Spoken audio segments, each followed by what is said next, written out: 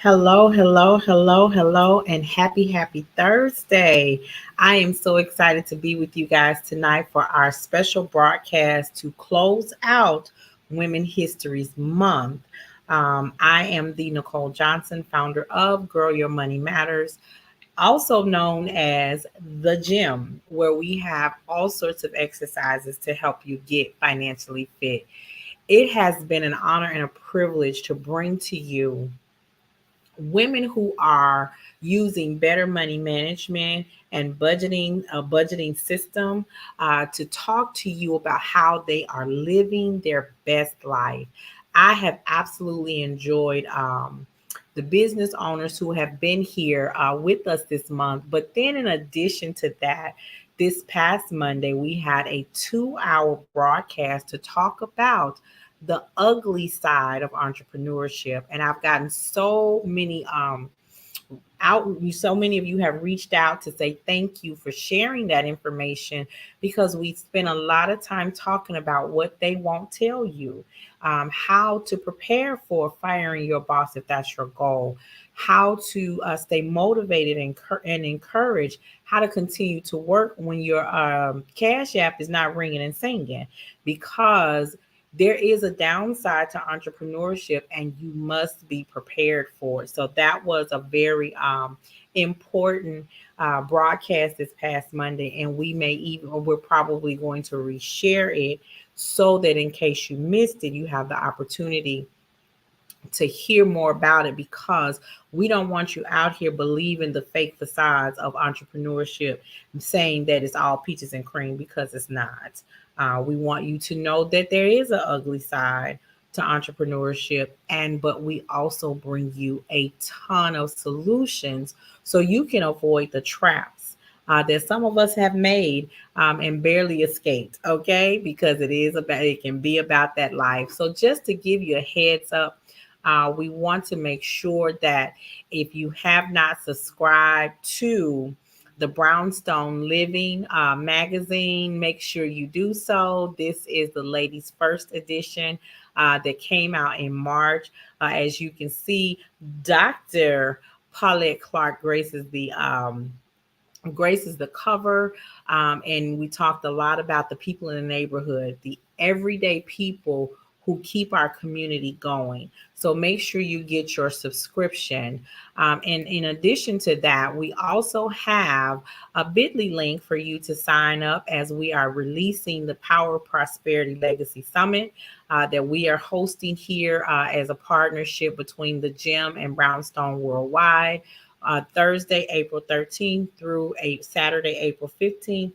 Ton of information about financial literacy, how you can increase your savings, decrease your expenses.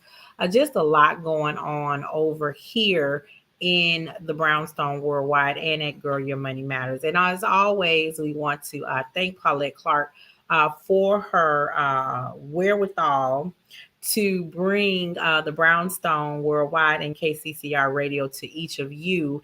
And so while we are here tonight, we've got a whole platform of information. But before I get started with that, let me go on and bring our regular co-host and fan favorite, Mr. DJ Tony Sanchez, who is broadcasting live from the home of the Sears Tower, my hometown, Chi-Town.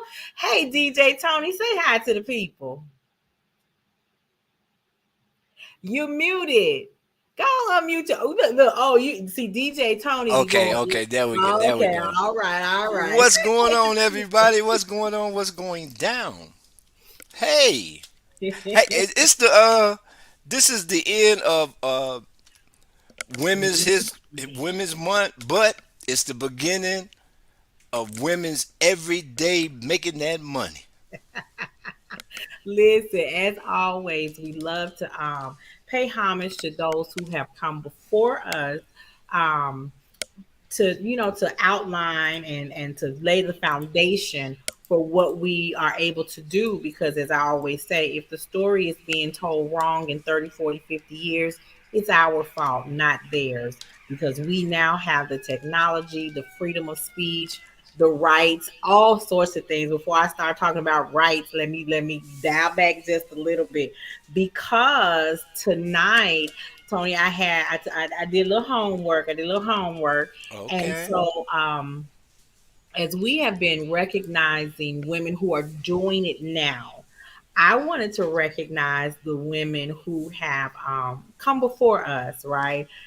We have had some amazing women who have forged the way, and I really like to delve deep into what is considered male dominated industries. Male dominated industry. So, as you know, dealing with money and financial services and coaching is definitely a male dominated industry, and women have begun to take over. But let's look at some of the other firsts that have come before us to pave the way. So, we've already had our first Black president. Now we have our first Black female vice president, who has at some point in time, maybe but for a short period of time, she actually has been endowed with the powers of the presidency because Joe Biden was incapacitated. So, in a small way, she has been the first Black female president.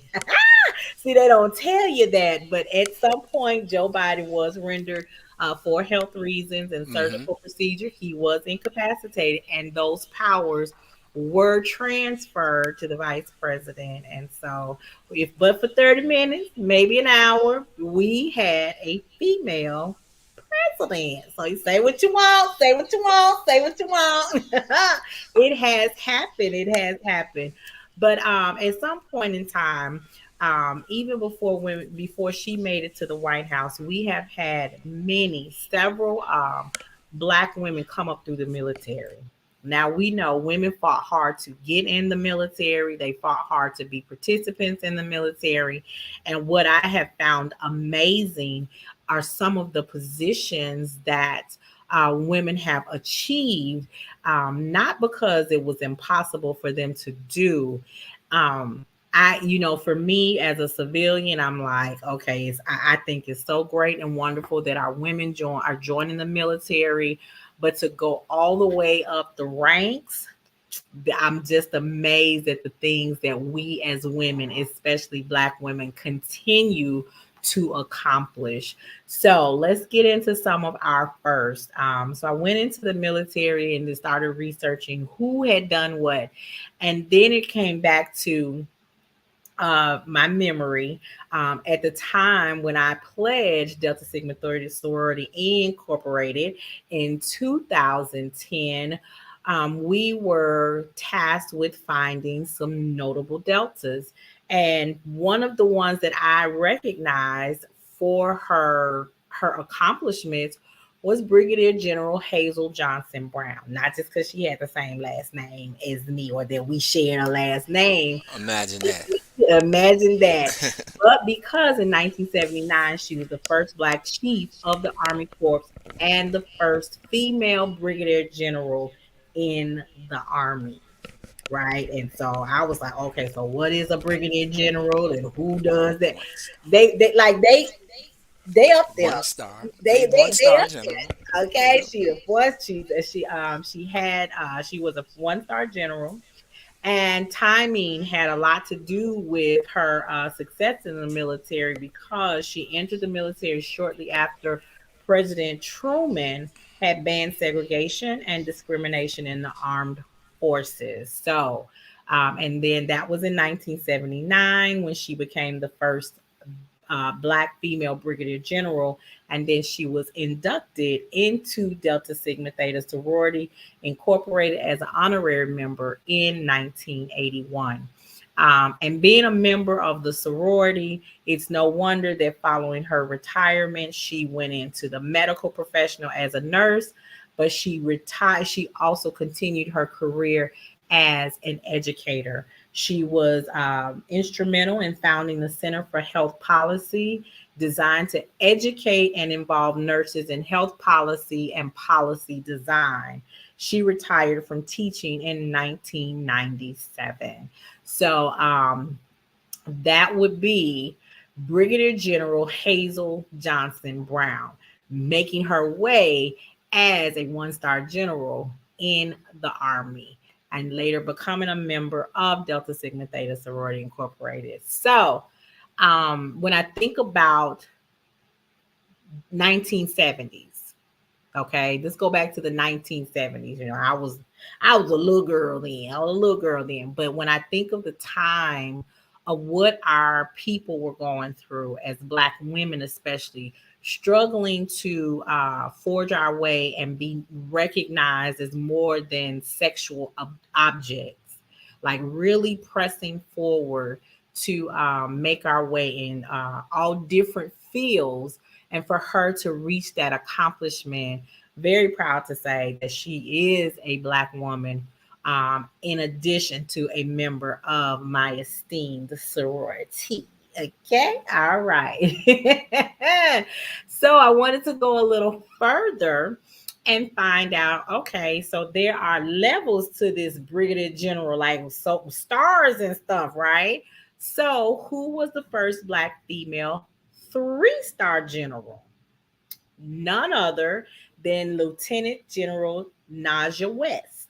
Okay. A trailblazer, as she was the first African American Surgeon General, Army Surgeon General, the first African American woman to become a three-star general, and the highest ranking woman graduate of West Point.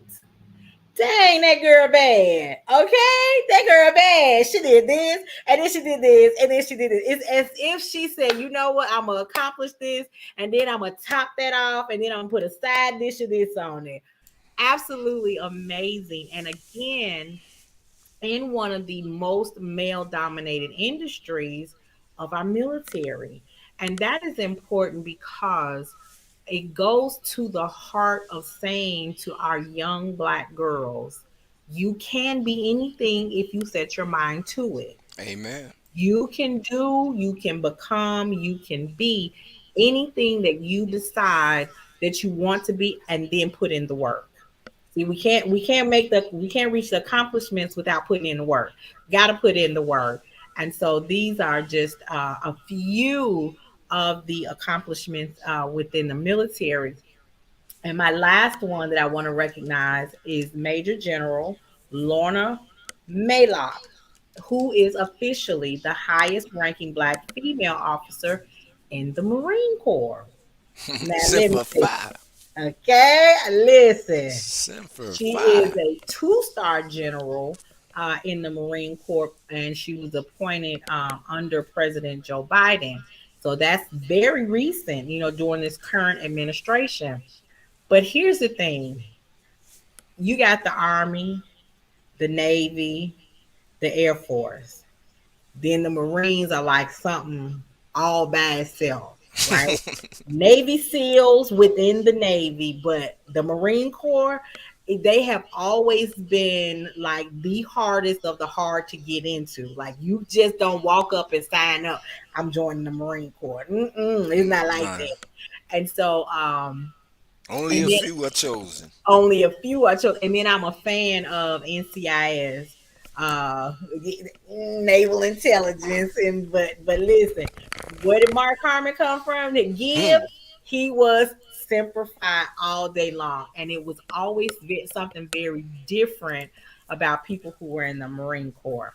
And so Absolutely. for her to not only be selected and admitted to the Marines, but to also achieve the ranks of a two-star general, I take my hat off to all of those ladies for their accomplishments in the military. And I say to anyone whose young daughter is interested in pursuing that career, it's possible. And these Yes. are just a few of the ladies that I researched about as far as the military career and their accomplishments. And even after their time in the military, they went on to have extensive careers in other parts of the world as far as teaching and educating and nursing. So they left one career, went to the other. And I believe the military was a second career for for Naja West. I believe that was a second career. But either way, they achieved some ranks that even some men have not achieved. Mm-hmm. So they were trailblazers by their own accord. So that brings me to my first station ID. We are here on the Brownstone Worldwide and KCCR Radio, where we are changing the narrative for our Black and Brown communities, telling our stories our way, because if they are still being told wrong in the next 30, 40, 50 years, that falls on us, not them. So, one of the things that I learned as an adult in life, do you hear me, as an adult in my life, was about Black Wall Street. Mm-hmm. Okay. Hey, Paulette. Hey, Hey, Paulette. boss lady. Learned about Black Wall Street as a good and grown adult. Um, but little did I know, Cool and the Gang is one of my favorite. That's right. You are right where you belong. Cool and the Gang is one of my favorite groups from the 80s and 90s, right? So I had no idea that the song "You Dropped a Bomb on I'm on. Oh, that's the Gap Me," Band. Gap, yeah, yeah, Gap Band. babe, woo, Yeah, child, thank you. I had yeah, no idea that that's what that was about. yeah. You've been singing the lyrics all these years, and it wasn't until I was an adult that I knew what they were actually singing about. So thank you, Yvette. Thank you, Paulette. She would know too. She get on my nerves. Darn Arrested Development member. But just realizing that what Black Wall Street looked like. Um, And so Paulette says GAP is the actual acronym for the three main streets in Tulsa, Oklahoma. Mm-hmm. Thank you, ma'am. Thank you. See, we all get educated day in and day out. Tony, don't start none. Don't Hey, start. I just saying. I just saying. I I don't just know what saying. else. But it is, so to understand that people who look like me, people who look like Tony, were millionaires living in their own community, um, keeping money within their own community, which we don't see a lot in our community these days. And if we want to see that change, we've got to be that change, right? Amen. But learning that as an adult, like, man, why was this not in the history book? Now I'm starting to go back to Michael Evans on Good Times. Don't tell me about that. I know who I'm talking about now. Uh, Mm-hmm. Michael Evans talking about some mom and dad. We need to buy black encyclopedias because they don't teach us this in school. They don't teach us about our own history. And parents can no longer rely on the school system to teach our children about our history. Yes, Hmm. it should be in the book, right? Do you agree with that, Tony? Absolutely. Yeah, Absolutely. Look, when I was coming up, we had African American history. that right there. I didn't You get know, that to college though. s- I didn't get African American studies until college. And at that time, it did not, it wasn't pressed upon me to take those courses. I picked one because it was either that or another science or or another. another math. Let me go on here and get this African American study class and learn something about me. And that was when I learned more about um, the different organizations dealing with the civil rights and how children and young adults were involved with that and that leadership and the Black Panther movement. I had a child by the time I had learned that. Mm. Learn who Angela Davis really was and how she And worked how she worked. behind Oh the wow. listen. Yeah. Hmm. Girl, listen. That was one of the luxuries I had of growing up, and because I went to Paul Laurence Vocational Dun. Dunbar. Yeah, Dunbar. I went to Dunbar, and man, it was a must that we had to take a African American course. Period. Mm-hmm. That was prerequisite. You Yep. got to. Got You know what I'm to. saying? And Right. and that's where I got my introduction to learning about Moors was black and they was some rich travelers. You know what I'm saying, man? They make it seem like we just came from just over there, but we've been everywhere. That's it. That's you know. it. And And so, how do we teach our kids if we don't do independent studying on our history, so that we can teach our children to know better? Right? Because we talk about, when I start talking about your money habits, and your money traumas, that means go back in your history and find where your habits came from. How were they hmm formed? What did you see? Who did what? If you don't look at the historical part that helped found create the foundation of where you are, you don't know how you got here.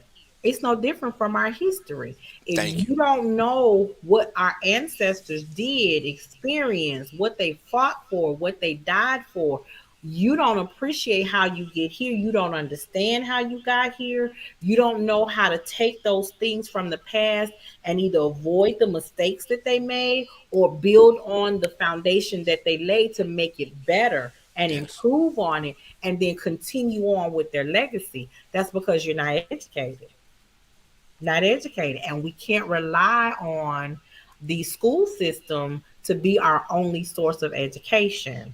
For example, when I was in law school, I had some teachers that would come in, hand your syllabus, tell you show up on time for class. They didn't care what you did in class. And by the time the season was over, the semester was over, you had better learn whatever was on that syllabus. But you ain't really taught me nothing. Oh, Mm. that's on you. Because Hmm. they either gonna get paid or they already got paid. So it's on you to learn. I'll never forget my third grade teacher, Miss Carter. Third grade, you about 8, 7, 8 years old. Just imagine this on 7, 8 years old. She's sitting in there in her first and welcome to third grade. I'm Miss Carter. You better learn all you can because I already got mine. Mm. Mm. Mm. I Third mean, grade. just like bam, right there. Third grade. Really, lady? Right, exactly. Exactly. You are in the inner city school system, and this is what you tell your third grade students on the first day of class. I was Mm. like, Mama, please put me in something. Mama, I don't like this lady. And Lord knows I didn't. I fought every day mentally in this woman's class. She was horrible. Mm. But I do remember what she said. I got mine. You better get yours. That's in Wow. essence what she said in the third grade. And Now, it's still and it's still, lasted. yes, it It's is. It's scarred right there. still It's there. just. Mm. Is still there. And so then I move forward and I have my experiences. The rest of my teachers, so my fourth and fifth grade teacher was the same teacher, Miss Franklin. And Miss Franklin was a drinker. My sixth grade teacher was Gladys Booya. She was very much into teaching children, making sure we learn. My seventh grade teacher didn't look like us, but she was a good teacher, Miss McWethy. And then Miss Hill.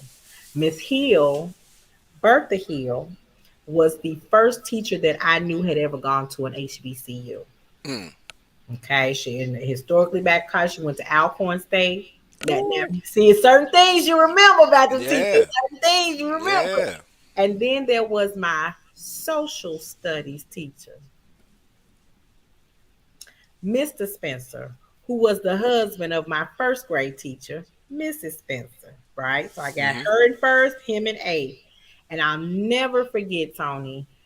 And I'm saying this, I'm going into this into the mindset of those who are teaching our kids. Hmm. How every teacher who teaches shouldn't necessarily be teaching. Absolutely. Okay.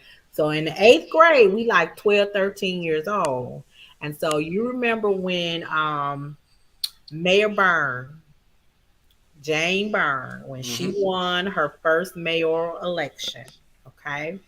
She won by going into the poor parts of the city, the projects, and giving out whatever she was giving out. Well, this particular holiday season, she was giving out turkeys.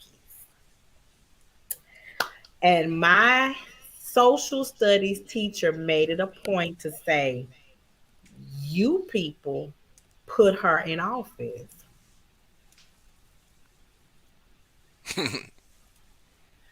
Sir, you're not talking about me because I'm not even old enough to vote.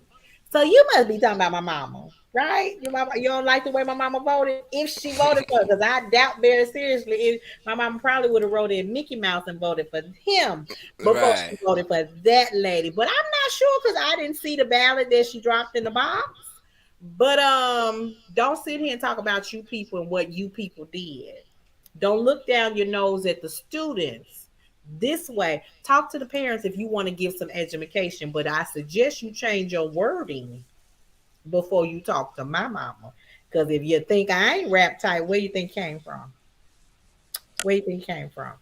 And so I got sent to the principal's office because I said, you must be talking about our parents. Would you like my mama to come to class? Get out of my class. Right. You got to go. You got to go. But by the time I got down to the assistant principal's office, he was like, Nicole, go on back to class. Just go on back to class. Just go on back to class and don't be telling him to call your mom because you know she'll show up. He apparently don't know she'll show up. So we can't leave the education of our children solely in the hands of the teachers. And we can't allow our children to just sit and hear what these teachers say without giving them the voice to be able to speak up for themselves respectfully, but still be able to speak their own opinion. So, again, this is the Brownstone Worldwide, where we broadcast live also on KCCR Radio, where we are changing the narrative for our Black and Brown communities. So let's look at some more first Black women in our history. So this one is near and dear to me because I had to go and see who was the first Black woman admitted to law school in the U.S. and then to become the first one to be admitted to the bar. Miss Charlotte Ray was the first Black American female lawyer in the United States, and she graduated law school in 1872. That is 100 years before I was born. 100 years before I was born. Okay. She was the first Black woman lawyer in the United States and the first woman to practice law in Washington, D.C. And I find that very important because you listen to her name is Charlotte E. Ray. During that time, when she was accepted into the law school, she was going to law school at night. This is what Black women do, right? We've been doing it for years. She's going to law school at night while she attended class during the day, while she was teaching at Howard University and attending law school at Howard School of Law. Okay, so then she went on, she graduated in February of 1872. At that time, women were not allowed to be members of the bar. So imagine what she did to get in, take that test, and pass. She had to list her name as C.E. Ray. That's how Hmm. her bar license was listed. C.E. Ray. She had to hide her identity, but they couldn't do anything once she got there because she had her papers in order. And so she went on to practice law, specializing in commercial law. And she took on cases, and one of her notable cases was an African American woman who filed for divorce from her abusive husband. On the lower level, the petition was denied, but it was overturned on appeal when she was able to argue that her husband's drunkenness was detrimental to her client's life, and she was granted her petition for divorce. So when I think about the things that women have had to overcome to be able to practice law, get in the military. And then now I'm just listening to you had to actually file an appeal to get a divorce. What was they gonna make her do? Stay with the man? What kind of mess is that? But that is what women have been fighting for all of their lives. Um, so Ray was unable to obtain sufficient cases for to represent in her business. So she subsequently closed her practice. She worked in education in the Brooklyn public school system. She was an advocate for social justice. She attended the National Women's Suffrage Association's annual convention in New York City, and she joined the National Women of Colored Women, National Association of Colored Women. And so, again, we've been fighting for a long time for the rights for Black women. We've been fighting a long time for the rights of Black women. Okay. Charlotte Ray lived to the age of 60. She was 60 years old when she passed away. But her contributions to the practice of law continued well after her death. There are at least two annual awards made in her name: the annual Charlotte E. Ray Award of the Greater Washington Area Chapter of the Women Lawyers Division of the National Bar Association, and the MCCA Charlotte Ray Award presented to a woman lawyer for her exceptional achievements in the legal profession. Listen, first the military. We dominated education, we dominated nursing, and now we are taking on social justice. And so that brings me to the first African American woman to practice before the United States Supreme Court. Violet Neatley Anderson in 1926 became the first African American female attorney admitted to practice before the United States Supreme Court. Now, Tony, this is where you're gonna love. This is, if you ain't love nothing else, this part you're gonna love. Anderson was born on July 16th, a few weeks after, she's a Cancer, in London, England, and her family immigrated to the United States and settled in where? Chicago, home of the Sears Towers.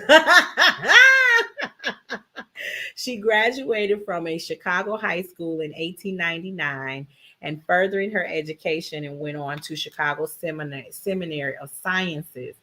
Violet married, her first marriage ended in divorce, but she remarried and took on her husband's name, who at the time was a general practitioner. She served in a courtroom as a court reporter for 15 years before attending Chicago Law School. In 1920, she graduated from the law school and established a private practice after passing her bar and being licensed in before the United States Eastern District of Illinois. She was one of the first women of any race in the state of Illinois to engage in private law practice. So she just came out the gate being first of first of first. In 1922, she successfully defended a woman accused of murdering her husband. This courtroom success resulted in her being appointed to assistant prosecutor in Chicago. She was both the first African American and the first woman appointed to that post. She was admitted to practice before the Supreme Court in 1926. So she went on to become an active force in lobbying in front of Congress for the passage of the Bankhead-Jones Act, which provided sharecroppers and tenant farmers the ability to have low-interest loans to buy small farms. The bill was designed to move poor agriculturalists from farm workers to farm owners. Again, changing the narrative for our communities. Instead of just being the farmer, now we own property. That bill was signed into law in 1937 by President Franklin Roosevelt. So listen, I am a proud member of Delta Sigma Theta Sorority Incorporated. But let me give some homage to Anderson. She was a member of the Federation of Colored Women's Clubs and different social agencies. She also served as the vice president of the Cook County Bar Association, and she was the 8th Grand Basileus, aka president of Zeta Phi Beta Sorority Incorporated. Her will bequeathed her property. I want you to listen to this part, Tony. Listen to this part. Her will bequeathed her property at the all black resort in Idlewild, Michigan to her sorority, keeping it in the community. The sorority continues to honor her legacy annually during the month of April with Violet Anderson Day. Mm, okay, so we're moving into the present time where fighting for women's rights and social justice for Black women is coming to the forefront. So I just have to tell you, it would not be in my best interest to not tell you about the women's suffrage and Delta Sigma Theta sorority's role in that parade. Okay, so Woodrow Wilson, a leader of the progressive movement, was the 28th president of the United States. He was sworn in 1913. That should sound familiar to all my whoops out there, okay? So it's the perfect time for the women's suffrage movement of 1913 to come about. This event revived the push for a federal woman suffrage amendment. Women's suffrage is the right for women to vote in elections, and the organizers planned the parade on the day prior to Wilson's inauguration. That was on March 3rd in 1913. 22 founders, our 22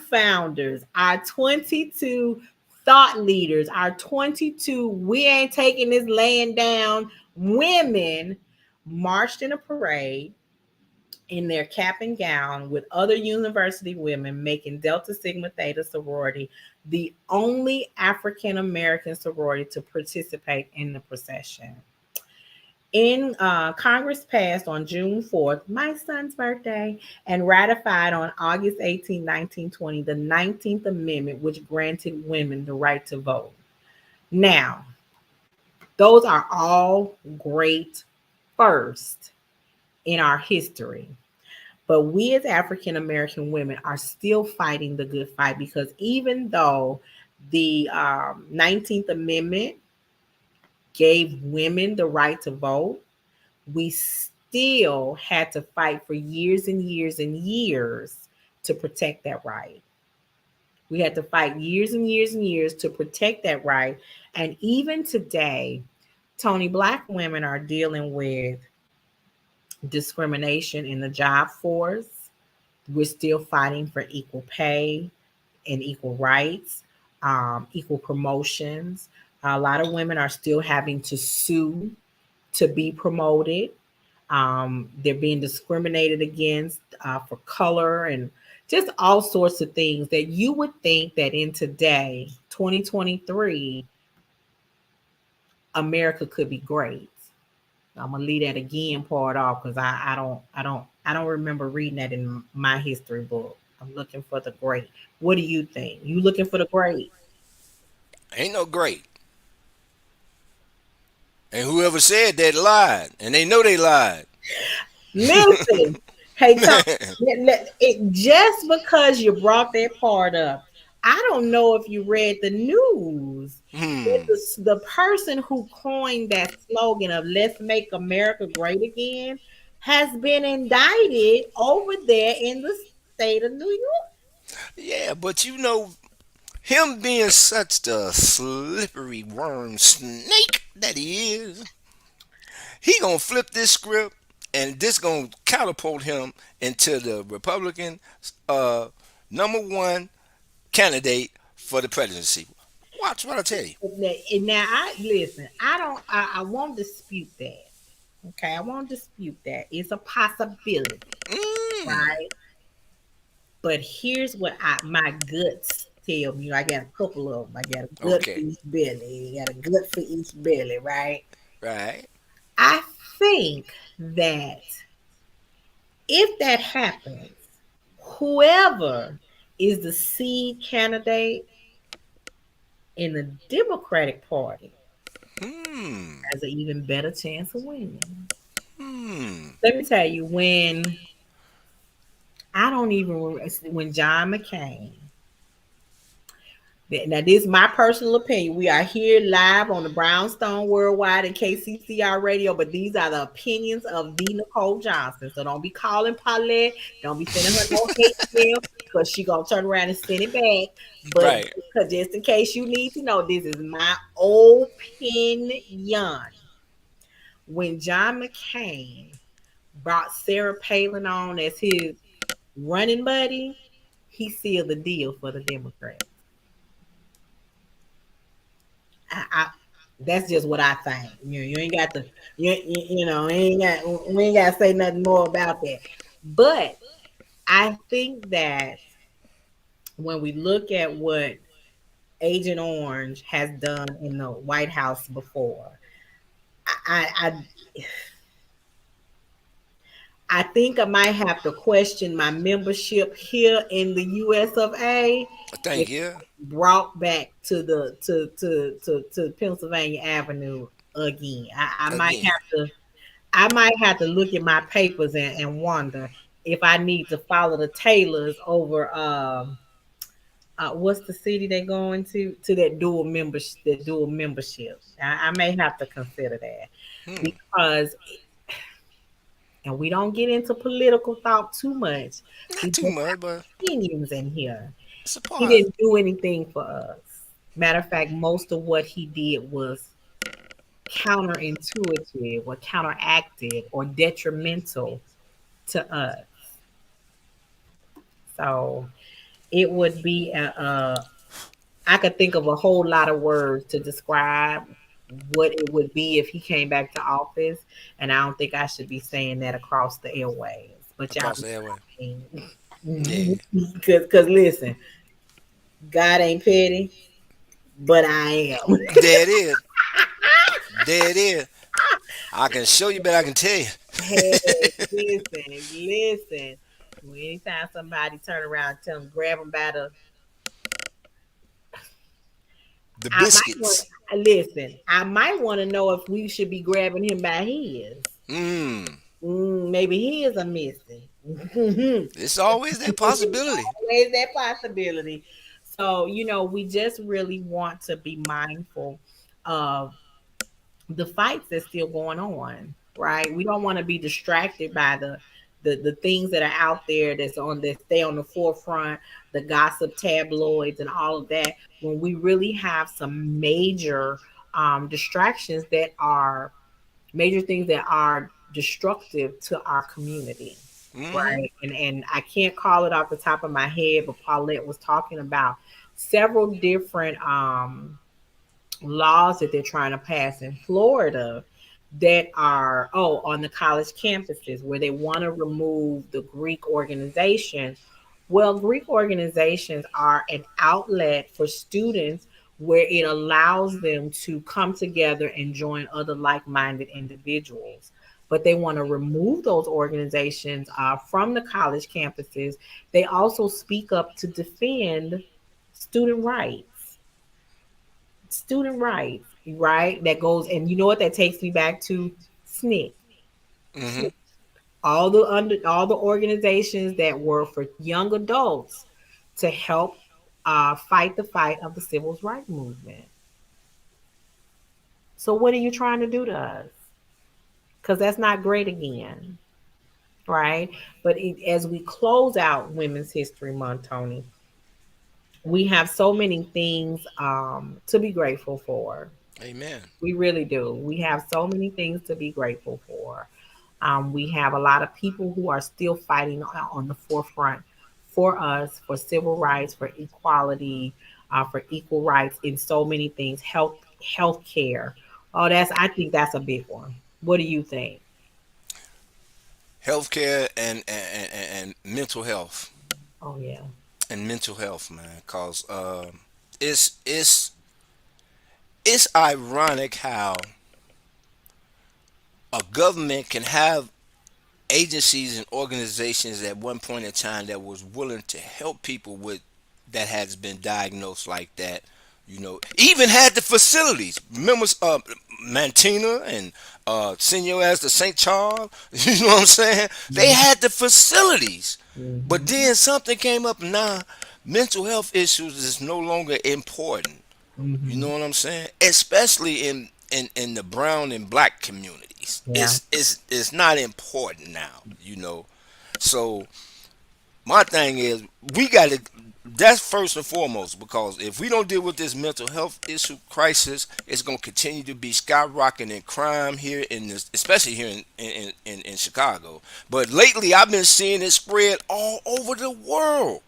Tony, when I tell you I could drive 5 blocks and 3 out of those 5 blocks have a space where it's like a whole homeless community, tents and people laying on the street, folks walking up and down the street. You can visibly see them talking to themselves, you know, staring off into space. I'm like, boy, if mental illness is real, It's and these real. folks are out here on the street, they are targets for um they are targets for people who don't have anything better to do. I watched a whole episode of Walker Texas Ranger where these educated rich children were going around beating up on homeless people and filming it, and like it's a game. Hmm. So, and I pray, Lord, let it be something I can do to help them. Let my business explode so that I can do something as a nonprofit organization to help those who are suffering with mental illness. Yes. And because it's rampant. Like even Chicago has, when I was home, I knew that downtown on Wacker Drive and certain places, especially under the Lower viaduct Wacker. like Yep. that, you knew there was a homeless people, or there was homeless people there. Here in Dallas, I could walk down the street, downtown Dallas. Like if I come out of the building where my office is and go to the right, I gotta bob and weave to get to the 7-Eleven store. And then Hmm. I can go in the 7-Eleven. I'm not in there 3 minutes before I hear somebody at the cash register saying, "Get out, get out! You're not buying nothing. Get out!" Hmm. It's sad. Yeah. It's sad. Growing up, what were we told? What happened in this house stays in this house. And that's why you have so many adults dealing with so much trauma because they never sought therapy to deal with the abusive dads and granddads and uncle cousin and all of Hmm. this kind of stuff. And so now they're suffering with mental illness now and different types of trauma. But then we have a whole community of people living on the streets and the shelters and the facilities that they don't have enough space. And because you don't have enough doctors to do the treatment, all you're doing is giving them drugs to make them space out even more. That's not helping. No, that's not helping. That's not helping. So, as we look at where our communities and our people have come from, right? From the cotton fields, okay, to owning different companies and corporations, we still know that we still have so far to go. Oh yeah. We have so much further to go, so much more to do and accomplish. And it's not going to all be done on a basketball court, a football field. It's not going to be done there. It's not going to be done in the recording studio. It takes a lot more effort than that. Now, your contributions to these from these people into these different organizations are great and wonderful, but we need more people out there who look like us standing in the gap for us. Yes. Yes. That's what we need. So, Tony, we are wrapping up Women's History Month, and it really has. I have learned a lot just by dealing with and talking to and hearing from the different women who have come and said, listen, this is what it takes to be an entrepreneur. This is what it takes to, have better money management. This is what it takes to fire your boss. This is what it takes to stay in the game. And it has been a wonderful experience. Some things I've been reminded of, some things I said, oh, let me go back and listen to the replay and write that down. So it has been, a wonderful March has been a wonderful month of, going back into our history, but also dealing with successful women in our present. And guess what? April is my month, right? April is financial literacy. And I'm going to bring this banner back up because I want the audience to have the opportunity to make sure that they get registered for the Power of Prosperity Legacy Summit. This summit is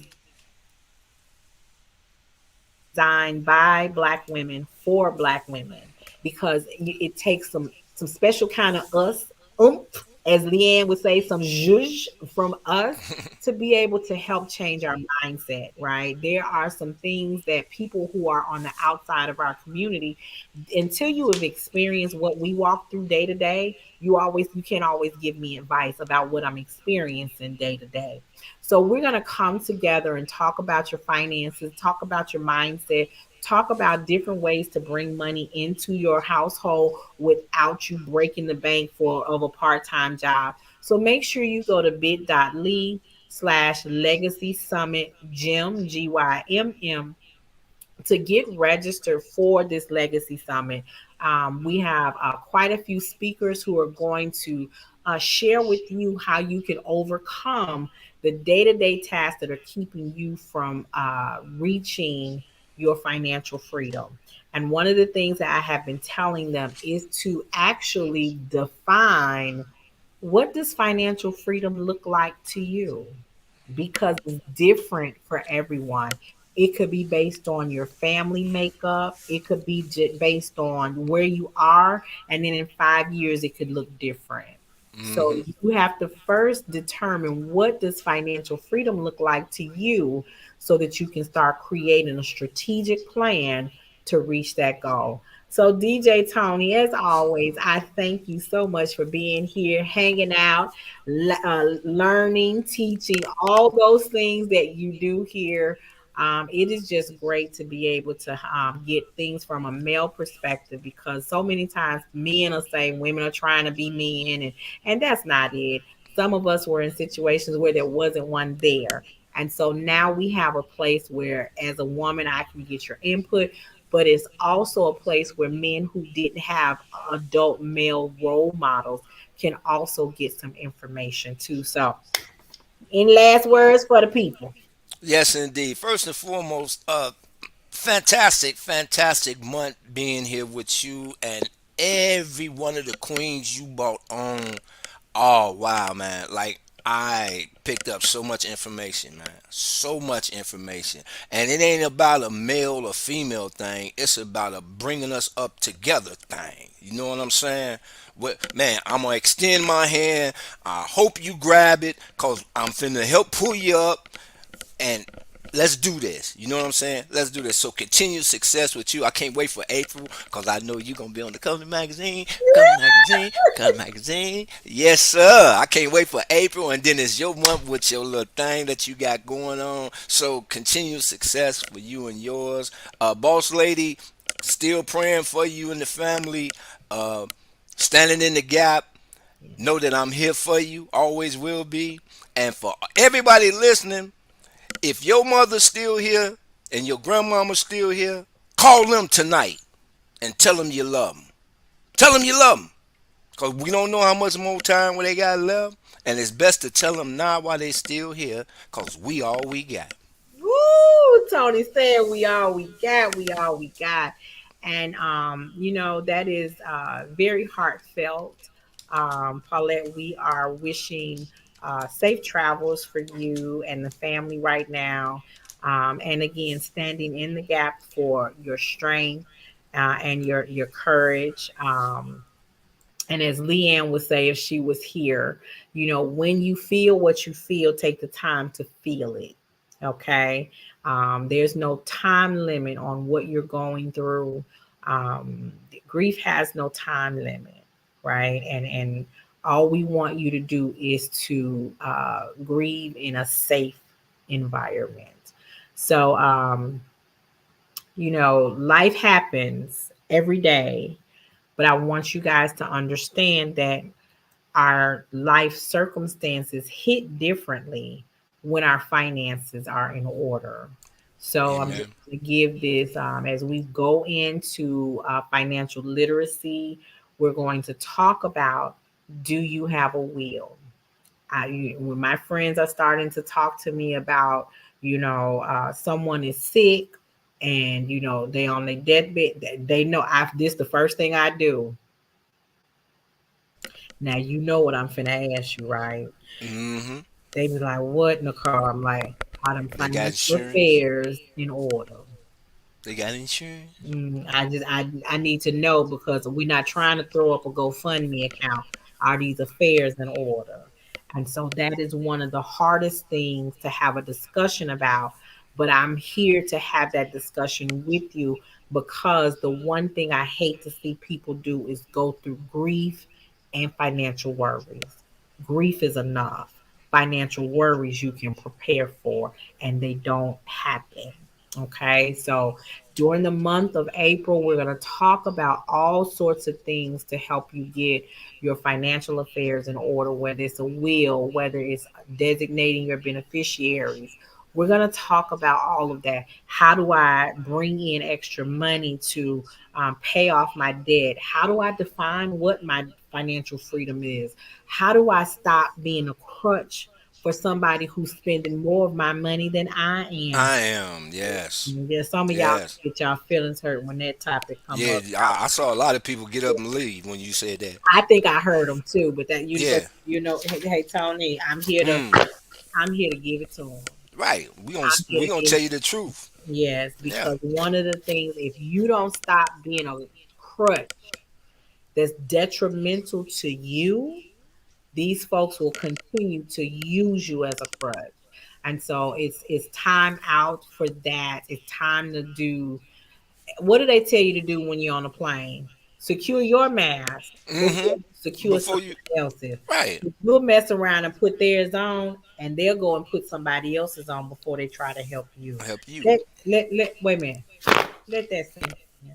Yeah. Yeah. Let it sink in. Let that part sink in. So, when Tony says we all we got, sometimes you got to be looking in the mirror and say, you all you got. You, absolutely. That we can be a me if you That's flip it. that W upside down. You know what I'm saying? Flip Come that. on, come on, Flip come that. on. Flip That, that yeah, W. It's it. a M. That's it. Me all me got. That's it. Me find me. Hmm. Me find me. So, and there's not, self care is not selfish. And even the Bible teaches us take care of self. So you have to take care of you in order to take care of others. And sometimes taking care of you says is no. Boundaries. No, I can't without an explanation. Okay. So I want to leave you guys with that. Do go over to the Nicole Johnson .com and download my 10 tips that you can start implementing now to decrease your saving, decrease your expenses, and increase your saving. April, we're going to do a lot of things to start making sure your savings balances go up, your emergency funds go up, and your credit score goes up.